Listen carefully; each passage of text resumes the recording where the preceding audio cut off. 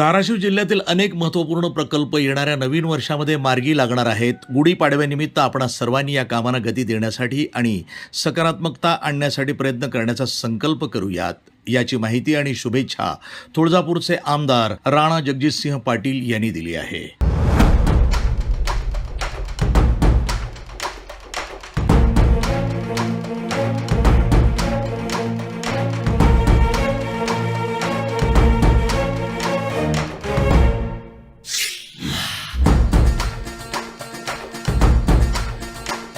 मन भवर उठे तर सिहर उठे जब खबर उठे के आओ भय सिंघम ना मगर चले बस कहर चले जब आओ भय सिंघम बुरों को खींच के धूल दनीच के रह पड़ जाए भलों को खींच के बाहों में बीच के जब भी मिल जाए न किसी से ये कम बड़ा इसमें कदम हर सिंह है ये सिंघम. मन भवर उठे तर सिहर उठे जब खबर उठे के आओ भय सिंघम ना मगर चले बस कहर चले जब आओ भय सिंघम.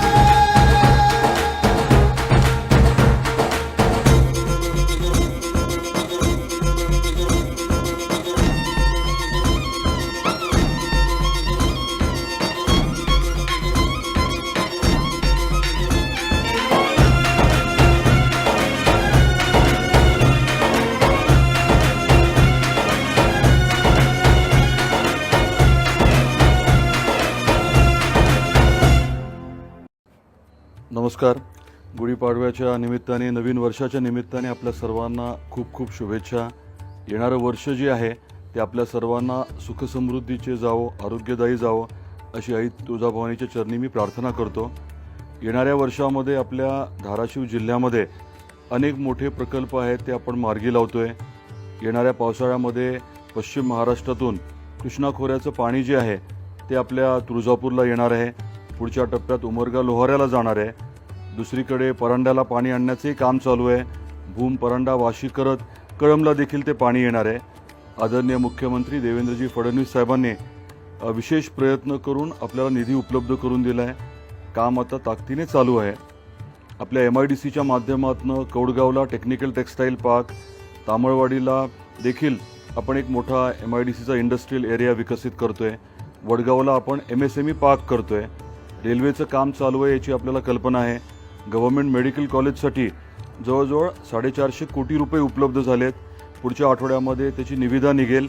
आपल्या नवीन दवाखान्याच्या सकट हे मेडिकल कॉलेज येणार आहे. याच्या व्यतिरिक्त अनेक प्रकल्पांवरती आपण काम करतोय. आई तुळजाभवानीचं मंदिर जीर्णोद्धाराचं काम चालू आहे. त्याच्याबरोबरीने तुळजापूरचा विकास आराखडा जवळजवळ 1800 कोटीचा तो लवकरच मंजूर होतोय. कालच आदरणीय मुख्यमंत्री महोदय आले होते. त्यांनी स्वतः पाहणी केलेली आहे. तेरचा विषय असेल, नळदुर्गचा विषय असेल किंवा आपलं येडशीचं रामलिंग अभयारण्य असेल, हे सर्व विषय आपण ताकदीने पुढे नेतोय. शेतीवरती जास्त आपण पुढच्या काळात लक्ष देणार आहोत आणि आपलं उत्पादन कसं वाढेल, उत्पन्न कसं वाढेल याच्यावरती आपण भर देणार आहोत. हे सगळं आत्ता सांगण्याचं कारण असं आहे की गुढीपाडव्याच्या या शुभमुहूर्तावरती आपण सर्वांनी मिळून निश्चय करायला हवा की येणाऱ्या वर्षात या सर्व कामांना गती द्यायची, सकारात्मकता आणायची आणि आपल्या जिल्ह्याच्या विकासामध्ये आपण सर्वांनी आपला जो काही महत्त्वाचा वाटा आहे तो जरूर घ्यावा, पार पाडावा ही देखील आपल्या सर्वांना विनंती करतो. हे जे काही काम आपण करतो हे एकट्या दुकट्याचं नाहीच आहे. केंद्रातलं सरकार, आदरणीय नरेंद्र मोदी साहेबांचं सरकार हे आपल्या पाठीशी आहे. आपलं स्वतःचं सरकार जे आहे राज्यात आहे आणि त्यामुळे आपल्या जिल्ह्यात आपल्या ज्या अपेक्षा आहेत त्या पूर्ण करण्यासाठी पूर्ण ताकदीने सध्या काम चालू आहे. आपणही त्यात सहभागी व्हावं ही परत एकदा विनंती.